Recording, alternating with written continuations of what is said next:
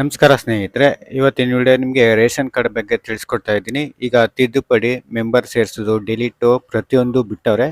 31ನೇ ತಾರೀಕು last date ಇರುತ್ತೆ. ಅಷ್ಟರೊಳಗೆ ಹೋಗಿ ನೀವು ಅಪ್ಡೇಟ್ ಮಾಡಿಸ್ಬೋದು. ಎಲ್ಲಿ ಅಪ್ಡೇಟ್ ಮಾಡಿಸ್ಬೋದು ಅಂತ ಅಂದರೆ, ಗ್ರಾಮವನಲ್ಲಿ ನೀವು ಹೋಗಿ ಅಪ್ಡೇಟಿಂಗ್ ಮಾಡಿಸ್ಬೋದು. ತಿದ್ದುಪಡಿ, ಡಿಲೀಟಿಂಗು ಮತ್ತು ಆ್ಯಡ್ ಮಾಡೋಕ್ಕೆ ಡಾಕ್ಯುಮೆಂಟ್ ಬೇಕು ಅಂದರೆ ಕ್ಯಾಸ್ಟ್ ಟು ಇನ್ಕಮು, ನಿಮ್ಮ ಆಧಾರ್ ಕಾರ್ಡ್ ಬೇಕು.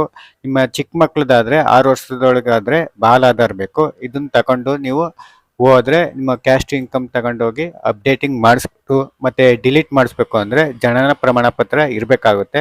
ಎಲ್ಲ ಡಿಲೀಟ್ ಮಾಡಿಸಿದ್ಮೇಲೆ ಇದನ್ನ ತಗೊಂಡೋಗಿ ನಿಮ್ಮ ಹತ್ತಿರದ ಆಹಾರ ಕೇಂದ್ರಕ್ಕೆ ತಗೊಂಡೋಗಿ ಕೊಟ್ಟರೆ ನಿಮಗೆ 15 ದಿನದಲ್ಲಿ ನಿಮ್ಮ ಕಾರ್ಡು ಸೇರ್ಪಡೆ ಆಗಿರೋದು ಪ್ರಿಂಟ್ ತಗೋಬೋದು. ಮತ್ತು ದೊಡ್ಡವ್ರು ಸೇರಿಸ್ತೀನಿ ಅಂದರೆ ನೀವು ಕ್ಯಾಸ್ಟ್ ಇನ್ಕಮ್ ಬೇಕು.